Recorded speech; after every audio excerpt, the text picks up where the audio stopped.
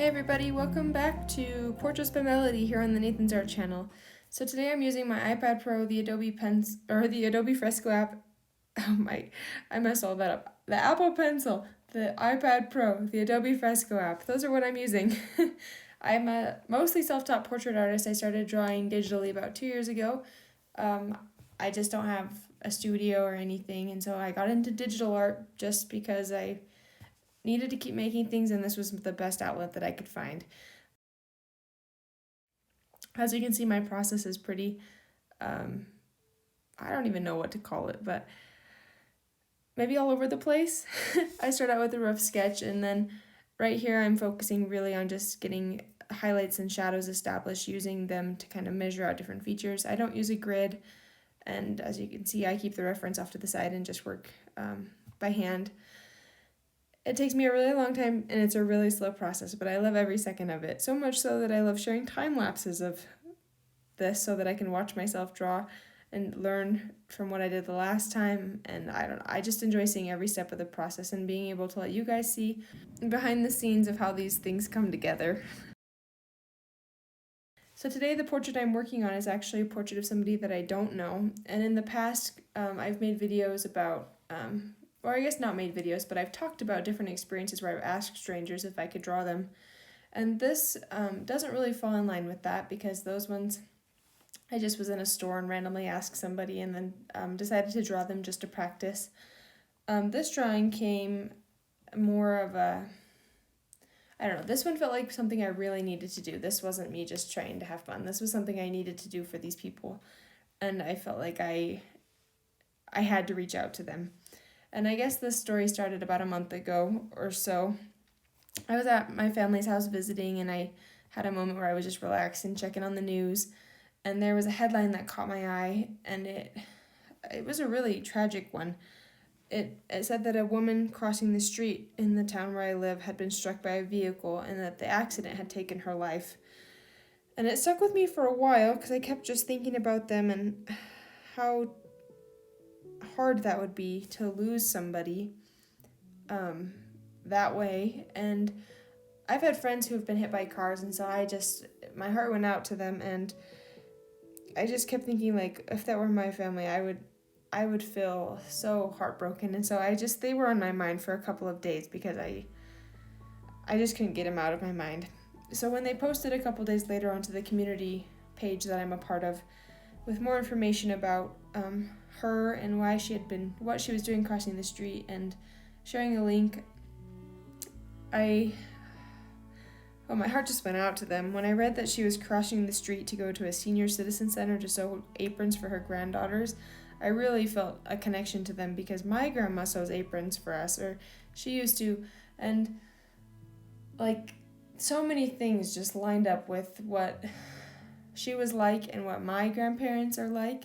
And so I just felt so connected to them, even though I had no idea who they were.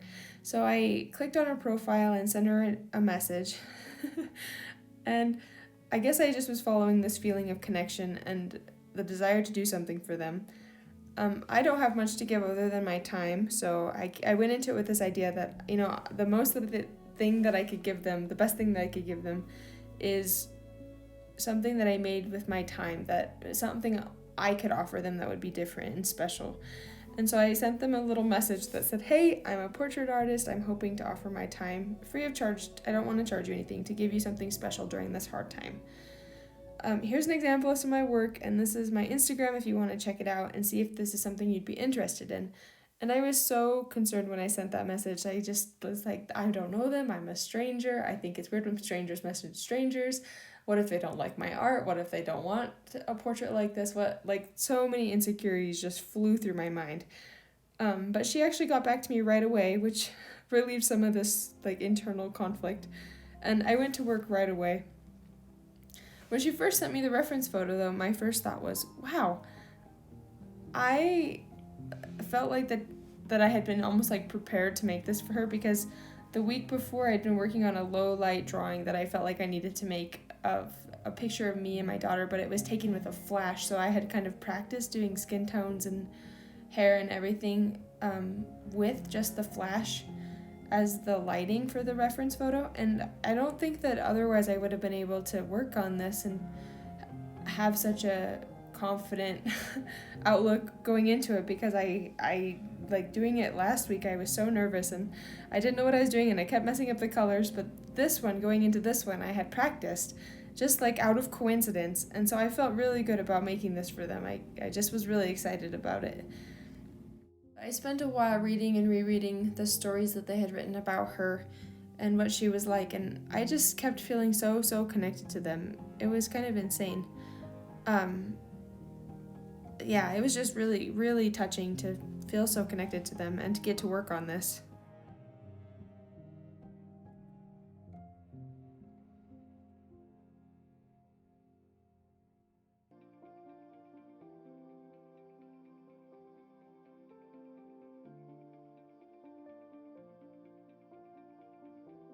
So one of the things about this that I had never done before was working on this jean jacket and this leather jacket. I'd never done those before.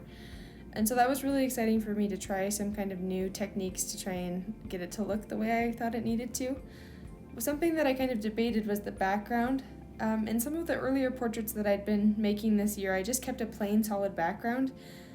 And so I was really tempted to just take out the context of this memory and just make a solid background, because I like how that looks.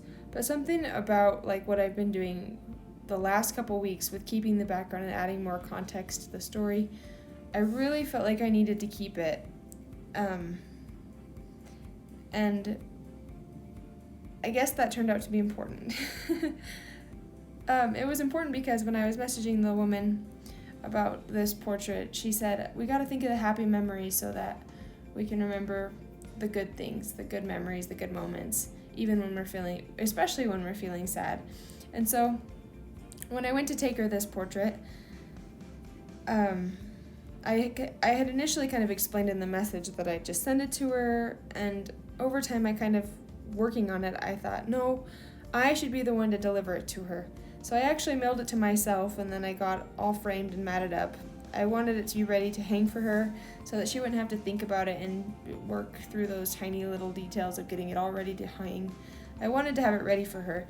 So I went and got a frame and I had a mat for it. And I sent her a message saying, hey, it's in. Can I bring it by?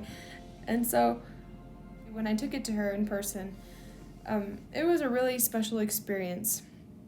I got out of my car and she met me in the driveway, and it was snowing big fluffy snowflakes. I gave her a hug and I tried to talk to her for a little bit, and I could tell that this meant a lot to her.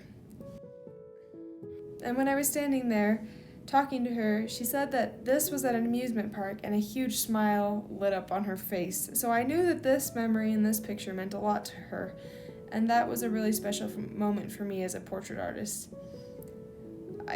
I'm so glad that I reached out to them and had this idea or impression that I should reach out to a stranger on Facebook that was going through a hard time and try to use what I had to offer with my time and what I've been working on practicing doing for the last couple of years to make something special for them.